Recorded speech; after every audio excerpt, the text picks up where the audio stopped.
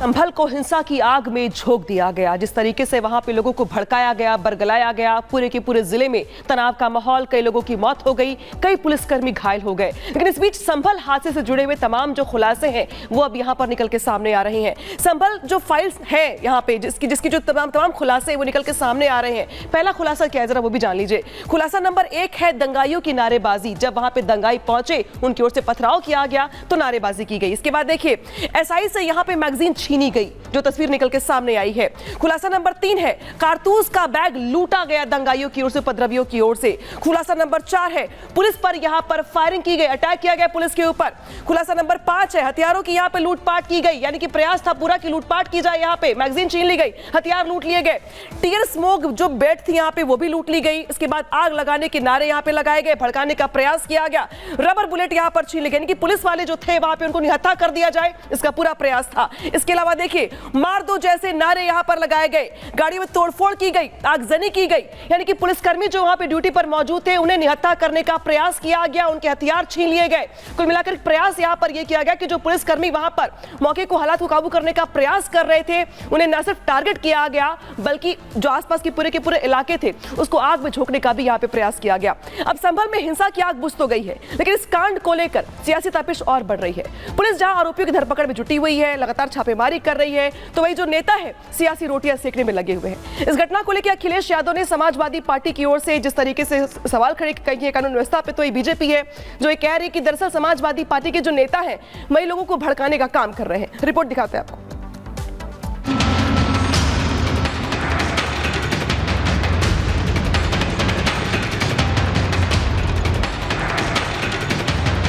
संभल हिंसा से निकली आग की तपिश लखनऊ से लेकर दिल्ली तक महसूस की जा रही है।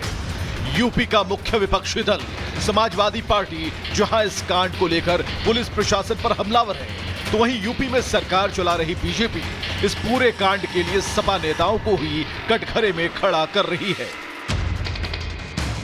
समाजवादी पार्टी के मुखिया अखिलेश यादव ने हिंसा की घटना को प्रशासन की नाकामी बताया। अखिलेश ने कहा कि संभल में सरकारी गुंडागर्दी को छुपाने के लिए सपा नेताओं पर ही केस दर्ज किया जा रहा है। हालांकि बीजेपी ने सपा के आरोपों को पूरी तरह से खारिज करते हुए सपा को ही हिंसा के लिए जिम्मेदार बता दिया। यूपी बीजेपी के अध्यक्ष भूपेंद्र चौधरी ने दावा किया है कि सपा के लोकल लीडर्स के भड़काने की वजह से बवाल की शुरुआत हुई। संभल में जिस तरह का काम सरकार ने किया है, जानें चली गई हैं, गम के साए में कैसे उत्सव मनाया जा सकता है जहां जानें चली गई और न्याय नहीं मिल रहा है। तमाम हजारों लोगों को झूठे मुकदमे में फंसाया जा रहा है। वहां के सांसद, वहां के विधायक और उनके पुत्र पर झूठे मुकदमे लगाए रहे हैं। पूरी गलती है तो वो सरकार की है। संभल में जिस प्रकार से समाजवादी पार्टी के लोगों द्वारा उनके राजनीतिक वर्चस्व की लड़ाई का ही ये परिणाम है, और लोगों को भड़काकर, लोगों को गुमराह करके जिस प्रकार से वहाँ माहौल खराब करने की पूरा प्रयास किया गया है, तो सरकार सजग है और पुलिस प्रशासन ने बहुत अच्छे तरीके से इस विषय को हैंडल किया है। और लेकिन जिस प्रकार का वहाँ उन्होंने वातावरण पैदा करने का काम किया समाजवादी पार्टी के, ये कहीं ना कहीं उनके आपस की वर्चस्व की लड़ाई का परिणाम है। दरअसल संभल में हालात पूरी तरह से प्रशासन के काबू में हैं। रविवार की सुबह हुई हिंसा के कुछ ही घंटों के बाद प्रशासन के तेज एक्शन की वजह से दंगाई फरार हो गए। इस हिंसा में कुछ लोगों की मौत हो गई। दंगाइयों ने कुछ गाड़ियों को आग के हवाले कर दिया था। अब दंगे की आग भले ही बुझ गई हो, लेकिन सियासत की आग जरूर जल रही है। विपक्ष किसी भी कीमत पर सरकार को घेरने के अपने एजेंडे से पीछे हटना नहीं चाहता। आरोप लगा रहा हूं प्रशासन ने जानबूझकर वहां ये सब अशांति पैदा करने का काम किया है। प्रशासन चाहता कुछ भी नहीं हो सकता था। प्रशासन ने ही लोगों को जो जा रहे थे मस्जिद में नारे लगाते हुए उकसाया और ये प्रदर्शित किया कि जैसे मस्जिद पे लोग कब्जा करने जा रहे हैं, जिसकी वजह से ये सब कुछ हुआ। उन्हीं का रोल है। सपा तो हमेशा दंगा कराती रही है। अखिलेश राज में तो डेली दंगे होते थे। 2012-17 हम लोगों ने देखा है। शामली दंगा क्या हम भूल जाएंगे? मुजफ्फरनगर दंगा भूल जाएंगे जहां 70 से ज्यादा लोग मारे गए। हिंसा के बाद संभल में बाहरी लोगों की एंट्री बैन कर दी गई है। इसके बाद भी समाजवादी पार्टी ने अपना डेलीगेशन संभल में भेजने का फैसला किया है, लेकिन पुलिस की सख्ती के बाद सपा को डेलीगेशन भेजने का फैसला टालना पड़ा। सपा का आरोप है कि प्रशासन सच छुपाना चाहता है, इसलिए उनके नेताओं को संभल जाने से रोका गया। हालांकि बीजेपी ने इसे सपा का सियासी स्टंट बताया। अच्छा, ये सरकार चाहती है इस तरह से उत्तर भारत में सांप्रदायिक तनाव रहे और उसका लाभ ये उठावें। निष्पक्ष कार्रवाई होगी, जो भी दोषी होगा उसके खिलाफ कार्रवाई होगी और सभी को न्याय मिलेगा, जो भी पीड़ित है उनको न्याय मिलेगा। आपको बताएं कि संभल हिंसा में सपा के स्थानीय नेताओं के खिलाफ केस दर्ज किया गया है। पुलिस का आरोप है कि सपा नेताओं की भूमिका इस कांड में संदिग्ध है।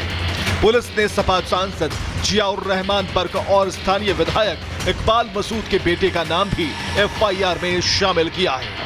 सपा नेता आरोपों को खारिज कर रहे हैं। मेरे बेटे का नाम आया, यह बात मुझे कल मालूम हुई, मगर मैं ये समझता हूँ कि उसका कहीं पर भी कोई रोल नहीं है। वहाँ पर अगर अपने कैमरा टटोलें देखें तो कहीं उसकी प्रेजेंस नहीं मिलेगी, ना बोलते हुए, ना कहते हुए, ना मौजूदगी में मिलेगी। वो निर्दोष है और ये हम साबित करेंगे। प्रशासन पुलिस की जो कार्रवाई होती है कानून व्यवस्था को बनाए रखने के लिए होती है और उत्तर प्रदेश सरकार जो योगी सरकार है वो निष्पक्ष है। तमाम ऐसे लोग थे जो भीड़ के बीच में आए, अपना चेहरा ढके हुए थे, हाथों में पत्थर थे, हाथों में विभिन्न प्रकार के हथियार दिखाई पड़े। वो कौन लोग थे? निश्चित रूप में ऐसे असामाजिक तत्व जरूर रहे होंगे जिनका उद्देश्य रहा होगा कि वो अशांति फैलावे।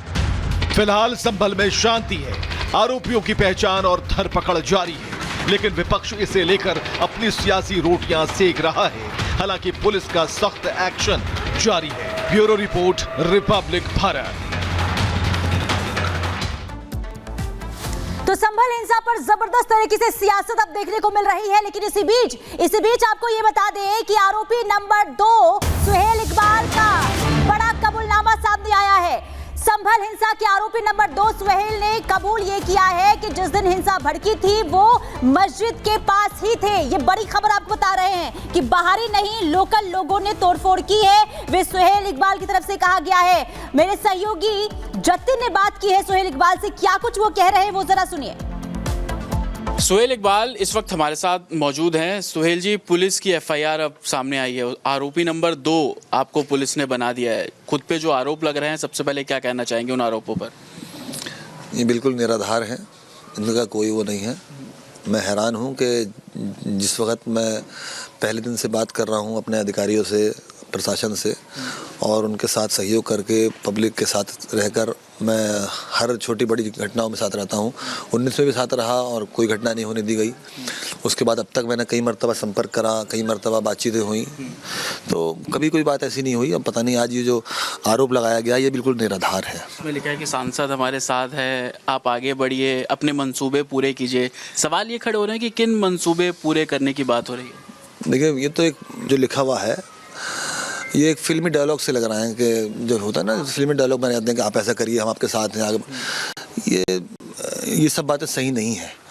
हम ना तो मेरी उनसे कोई संपर्क हो सका है इन दिनों में, वो बाहर थे 2 दिन से।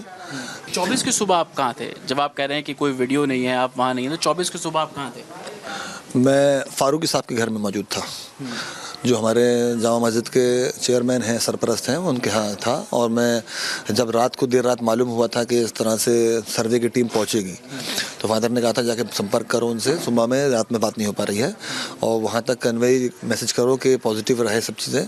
पब्लिक को ये बाहर नहीं महसूस ना हो कि कुछ नए लोग इंक्रोच कर रहे हैं या कोई गलत लोग इंक्रोच कर रहे हैं मस्जिद का। गलत फहमी के अंदर कुछ बातें बिगड़ जाती हैं।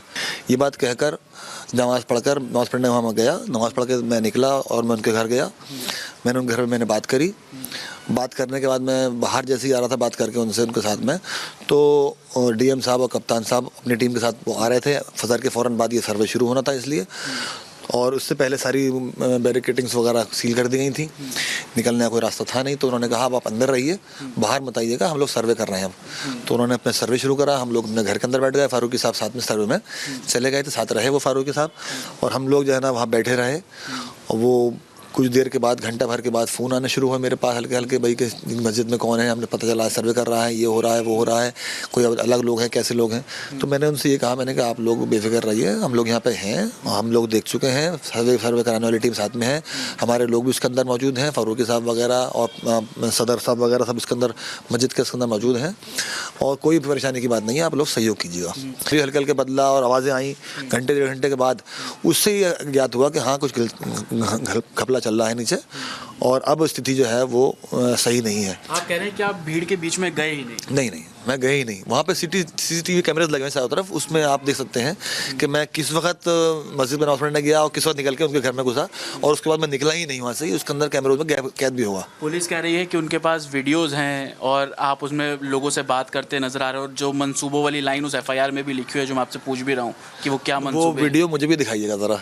मैं पब्लिक के बीच में कब गया? मैं 19 तारीख में DM साहब के साथ रहकर मैंने वो सर्वे वहाँ पे कराया था जिम्मेदारी के साथ, और उसमें हम जो पब्लिक के साथ में बात संवाद करके हमने वहाँ पे सर्वे पूरा करा लिया था। वहाँ पे भी उस दिन भीड़ इकट्ठी हो गई थी अचानक जब लोग आए थे, तो उस दिन हमने कामयाबी से, मैंने और ज़ियाउर रहमान साहब ने सबने मिलके ये सर्वे कराया था।